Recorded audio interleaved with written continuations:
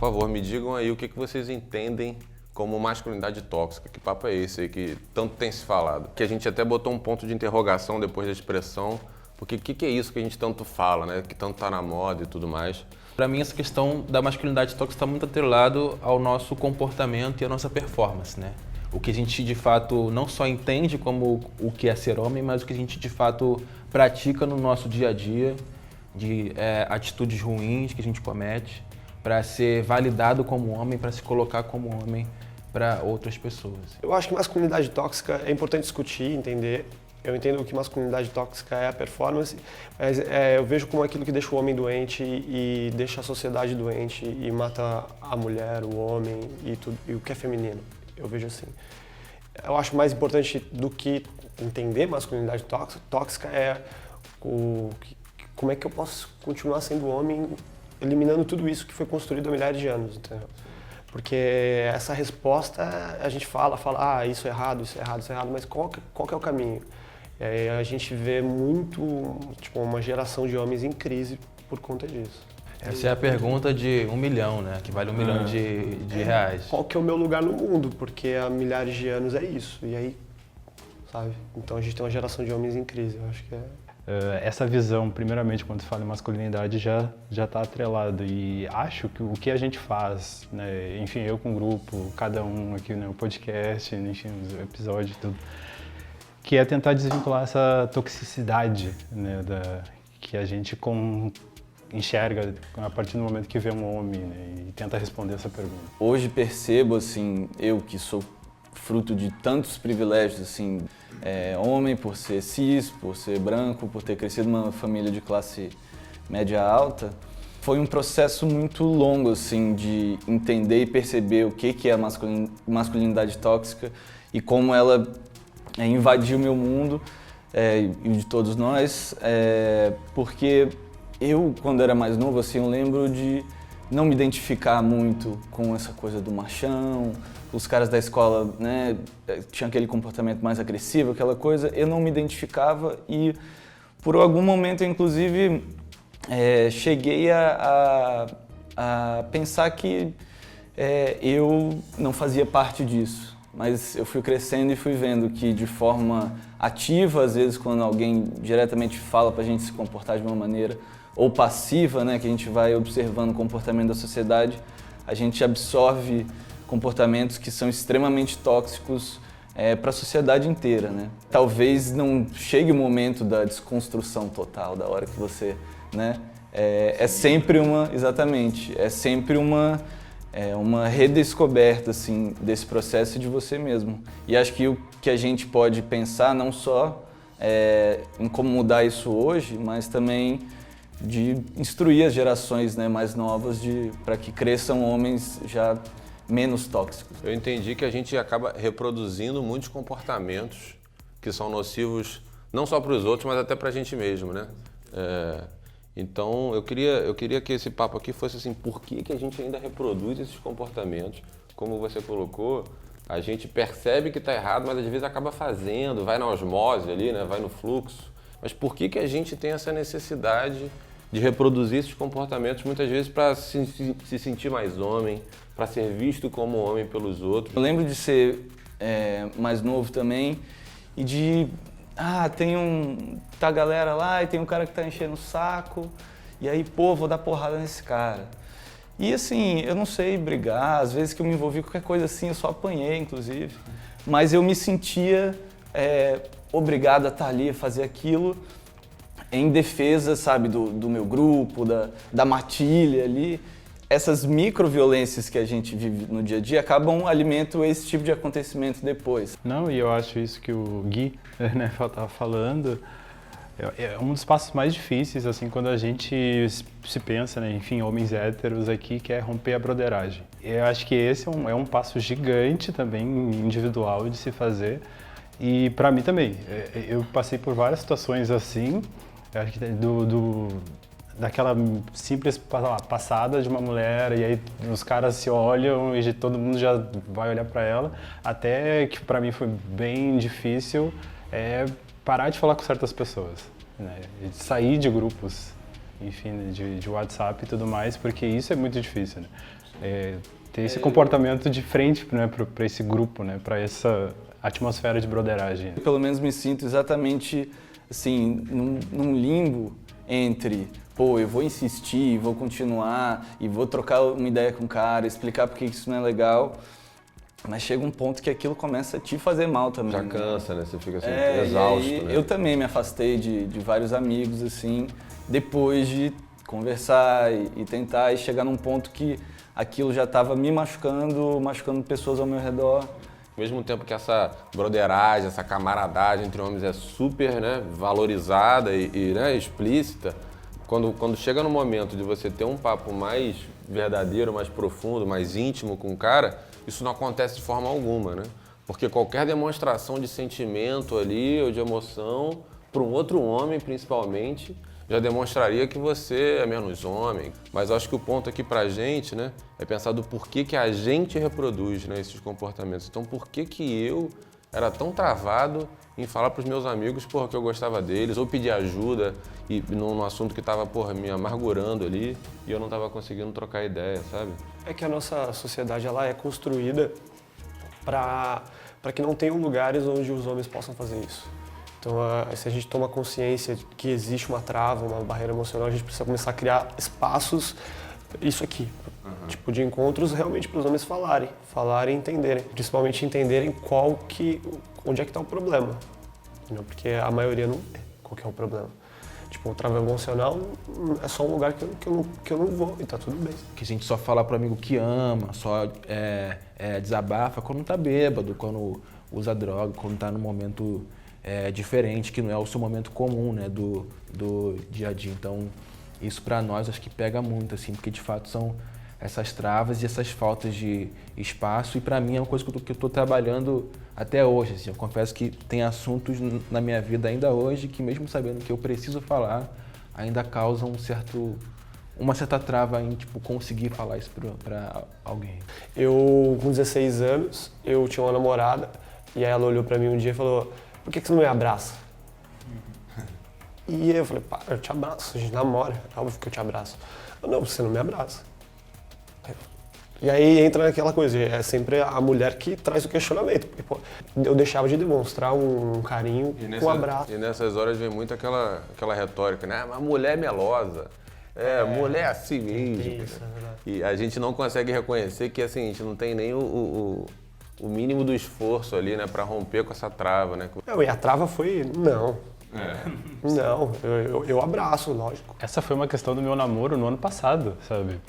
Isso de eu não saber demonstrar tanto quanto ela, né? E eu acho, assim como o Caio disse, né, enquanto homem negro a gente sofre, né, mais violências, então internaliza, acho que, muita coisa. E também concordando com o que tu disse, Diego, de criar espaços, né? Assim como a gente está começando aqui a criar vínculo, um espaço seguro para um debate, né? Para uma troca. E é a partir disso que eu vou começar a pensar em conseguir demonstrar afeto, eu acho. E acho que é importante também a gente pensar de trabalhar isso o quanto antes, né? Porque a gente está aqui, homens adultos, né? Casa dos 20, 30 anos, e que estamos agora, 2019, começando a trabalhar essas questões. Então, começando, né? Então, acho que levar isso para os meninos mais novos é sempre muito importante. Sim. Porque não dá para esperar crescer para começar a falar sobre isso. É engraçado, né? Às vezes o cara sente a vontade para falar mal de uma mulher com um cara que ele nem conhece, mas para falar para um grande amigo uma coisa que você está sentindo, seja bom, seja ruim, a gente não consegue, né? E isso eu acho que é uma das partes mais difíceis dessa desconstrução, porque eu tenho uma experiência similar, assim, também com namoradas, ex-namoradas, e, né, nós três aqui, de universos diferentes, termos essa mesma experiência, quer dizer que existe algo... Pode me botar nessa conta aí também. Quero falar isso agora. Pode botar a gente nessa conta aí. Então, assim, é realmente algo que é uma teia, né, que está ligando todos nós. Porque que a única maneira, muitas vezes, que a gente tem para demonstrar algum tipo de sentimento é através da violência, é através da raiva, né? Eu entrevistei uma promotora chamada doutora Maria Gabriela Mansur. E ela tem um projeto chamado Tempo de Despertar, que em São Paulo é lei, que o homem condenado pela Lei Maria da Penha tem que participar de grupos reflexivos de outros homens para entender isso. Mas eu queria entender qual que era o resultado disso e, ao mesmo tempo, entender quem são esses caras, porque um dos pontos mais delicados é isso, né?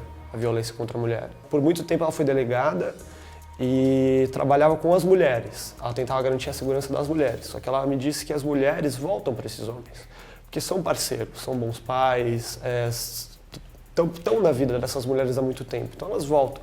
E ela cansou de lidar com o mesmo caso várias vezes. Então, para entender como proteger a mulher, ela entendeu que tinha que falar com o homem. E aí ela me trouxe um dado que mais de 60% dos homens são agressores, conviveram com violência dentro de casa. Eu convivi com violência dentro de casa. Tipo, boa parte da minha vida. Considerando isso, eu hoje faço terapia pensando nisso, que eu morro de medo de ter uma reação violenta e me tornar um agressor. Quando as mulheres falam que todo homem é um agressor, um estuprador em potencial, elas não falam disso. Que os homens, eles replicam, eles mantêm essa violência viva, mas também porque aprenderam, porque conviveram e naturalizaram. Ela tinha uma taxa de 65% de reincidência no começo. Depois do projeto, a taxa caiu para 2%. A violência, ela está no homem, ela é praticada pelo homem, só que ele aprendeu. Então, para vocês verem, só da gente trocar ideia sobre o que é ser homem, né? Problema, pensar um pouco mais a fundo sobre isso, de como ter uma boa relação com sua parceira, como que isso já tem um resultado grande, né? Nessa conversa toda. A gente também precisa aprender a ouvir o outro lado, né? Ouvir pessoas de outros gêneros, outras sexualidades, né? Diferentes das nossas, porque é isso, né? Como eu falei antes, eu sou fruto de milhões de privilégios. Então tem muita coisa assim que na minha cabeça eu não estou fazendo nada de errado, mas de repente eu tô. Quando fala-se que todo homem é um estuprador, um agressor em potencial, tem muito homem que fica, pô, mas eu não sou, não pode generalizar. Enquanto eu acho que a gente tem que olhar para isso de uma outra forma. Você não é, mas você faz parte de um coletivo, né? de um mundo onde os homens são agressores, são estupradores. Existem denúncias de assédio, de abuso falsas, sim, mas são muito menos do que as reais e muitos menos até do que as que nem são denunciadas, enfim. Eu acho que isso da masculinidade tóxica, acho que é importante que a gente reconhecer que isso é real, né? Antes da gente sair refutando a coisa de cara, entender que isso acontece e que faz parte dos nossos comportamentos, né? Eu acho que entra em vários níveis mesmo, porque é um pouco disso, né? A gente enxerga o cara machista como o cara que não deixa a mulher sair de saia, ou que não lava a louça, aquela coisa mais clássica, mais bruta, mais rústica do que é ser machista, que é um monstro, né? Mas todos nós, em alguma medida, durante a nossa vida, durante a nossa história, passa por coisas, constrói coisas e essas coisas também levam a outras, às vezes pequenas ou não, que a gente faz, que tipo contribui para isso, né? É uma coisa real, né? A masculinidade tóxica existe de fato, então todo mundo está sendo colocado nela, todos os homens estão sendo colocados nelas em alguma medida e acho que é importante de fato pensar sobre isso. Antes de fazer terapia, eu contava coisas da minha vida de maneira naturalizada no bar. Fui fazer terapia, minha primeira sessão, eu contei exatamente o que eu contava no bar e eu explodi. Chorei. E eu não entendia como é que eu tô falando pra essa mulher que eu nunca vi na minha vida, eu tô chorando um negócio que eu contei ontem. Eu nunca dei seriedade para as questões, sabe? Eu não me responsabilizava. Acho que tem um pouco disso também, o homem não se responsabiliza. Eu acho que o homem ele precisa se responsabilizar pelo que tem de bom na vida dele e pelo que tem de ruim. E quando você divide, fica com aquela coisa de, isso é a vida, né? Vamos brindar. Mas quando você senta de frente a frente com uma pessoa que quer entender quais são os seus problemas, você começa, pô, é por isso, eu passei por isso, e aí... Eu acho que muito do que o Diego trouxe sobre falar os grupos, né, dos homens que cometeram violência, depois que eles falaram, e acredito que também se escutaram outros casos, viram que não estavam sozinhos, que a partir daí eles começaram a pensar em mudança. Então, para mim também, fazer terapia foi fundamental porque eu cheguei também achando que, será que eu realmente precisava? E vi o quanto era necessário e soltei muita coisa, né? Despejei muita coisa. A gente tem um momento de saber que aquelas questões, sim, elas fazem parte da gente, mas não tem que ficar aqui dentro, assim, sabe? Tem que soltar aquilo, tem que verbalizar aquilo, tem que trocar sobre isso. Uma coisa que eu acho importante é entender todas essas questões como um processo ligado à masculinidade, né? Porque uma coisa que eu já vi, por exemplo, desses caras que acabam que batem nas suas mulheres, esposas, o cara às vezes inventam várias desculpas. Tipo assim, eu bati porque eu bebi, eu bati porque eu perdi o meu emprego, eu bati porque eu estava estressado. Porque eu queria proteger. Exatamente. Então, tipo assim, se tirar a bebida, ele para de bater. Não é isso, né? E para mim também foi muito importante, porque essa coisa de não conseguir pedir ajuda e não conseguir falar, pra mim era tipo assim, é o meu jeito, tipo assim, eu sou assim mesmo, eu falo pouco, eu não me abro, é o meu jeito e tudo mais. Não é uma construção. Tanto que quando eu comecei a falar, quando eu comecei a pedir ajuda, eu comecei a me sentir muito melhor com essas questões. Então, o meu jeito é pedir ajuda. Fico muito mais feliz e muito mais tranquilo pedindo ajuda do que não pedindo. E eu queria que vocês me ajudassem a responder esses meus amigos que vêm com esses questionamentos e o que deixam eles meio reativos, sabe? A entrar nesse debate. Masculinidade tóxica. Agora, ser homem é ser tóxico, então eu sou tóxico, é isso. Sabe essas pessoas que entram nessa? Cara, eu acho que sim, porque a gente não é tóxico, a gente acha que não é tóxico até descobrir que é, né? É importante a gente estar sempre atento ao nosso comportamento e ao comportamento dos homens ao nosso redor, dos nossos amigos, familiares, tudo, exatamente por causa disso. Às vezes a gente está com uma violência internalizada lá no fundo da cabeça que a gente nem percebe no dia a dia, mas que no momento de estresse ela vem à tona e aí a pessoa vai jogar a culpa no estresse, não nessa violência, nessa coisa que estava internalizada lá. O primeiro passo é esse, é admitir que sim, a masculinidade como ela existe hoje, ela é tóxica e todos nós somos parte disso. E é tanto que os caras falam tipo assim, mas eu nem tive intenção de fazer isso. E cara, tudo bem, sabe? A gente faz coisas erradas sem querer, justamente porque existe um sistema que ensina a gente a ser assim. Então, tirar um pouco dessa coisa do monstro, né? Sabe? O cara que é machista. O cara do arbusto, né? O cara que sai de trás do arbusto. É uma coisa que não é humana, é tipo assim, é monstruoso. E não é isso. São pessoas normais que fazem merda. E acho que até é uma questão que a gente que fala sobre masculinidade também reforça muito, que a gente não tá passando nenhuma cartilha pra ninguém do que o homem precisa fazer. E nem é a nossa posição aqui, né? Por favor, não estamos dando dicas nem conselhos de como se tornar um novo homem. A gente nem acredita muito nisso. A gente também está nesse processo. Então, por favor, né? Justamente porque existem... É aquilo, né? Falar sobre gênero nunca é só falar só sobre gênero, né? Então, existe questões de classe, existe questões de raça, o estado que você mora, o país que você mora, enfim, tudo isso que vai influenciar na maneira como você exerce essa masculinidade. Acho que se for uma masculinidade que não prejudique o outro e a você mesmo, fé em Deus, e é isso, tá ótimo. Para a gente pensar em outras formas de se relacionar socialmente, é buscar se responsabilizar por muitas coisas que a gente ainda não se responsabiliza, né? A gente bota debaixo do tapete, a gente finge que não é com a gente, sei lá. Eu acho que a melhor forma de você se colocar para o outro é trazendo para si a questão. Eu vejo muitos amigos falando com outros assim, imagina se fosse sua irmã, imagina se fosse sua mãe, para você tentar, né, alcançar o cara, assim. Só que a resposta que geralmente eu, Pedro, recebo é: minha mãe nunca faria isso, minha irmã foi bem educada, minha filha nunca, entendeu? O cara meio que dá um jeito de fugir. Então, para mim, a melhor maneira de você conversar com essas pessoas é trazendo para si a questão. Tipo, cara, isso me incomoda, eu não acho isso legal. E eu fazia exatamente como você semana passada, sabe assim? Porque aí você foge um pouco desse lugar do palestrinha, né? Do homem palestrinha. Assim, segundo Butler, você não entra numa dessa, né? Você fala das suas experiências. Eu, pelo menos, às vezes eu me pego pensando coisa machista. Posso não falar, posso não agir de uma forma machista, conscientemente.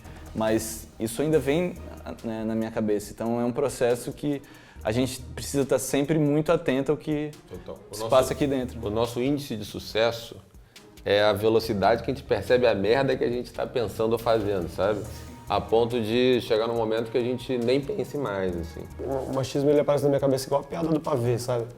Tipo, eu não preciso fazer isso, sabe? Não preciso contar essa piada, ninguém vai rir, não vai ser legal. Mas é porque era natural, e em algum momento foi engraçado. Mas aí hoje, como eu vejo qual é o problema, ele vem na minha cabeça e fala, não é isso. É importante que a gente continue a olhar para dentro, se policiar, tentar reverter essa coisa da cumplicidade, né? Em vez de se juntar a outros homens para falar mal de mulheres, por exemplo, se juntar a outros homens para entender que tipo de comportamento a gente está tendo que é tóxico para a sociedade. A gente perceber, sei lá, o tipo de coisa que a gente consome, por exemplo, os filmes que a gente assiste, as séries. Eu, um tempo atrás, me peguei vendo aquela série Orange is the New Black, que são só mulheres, né, protagonistas. E sei lá pra 5ª temporada, eu falei assim, caramba, acho que eu nunca vi uma série com tanta mulher. E aí eu falei, pô, eu tenho quase 30 anos, né, na época. Já era pra eu ter visto, né?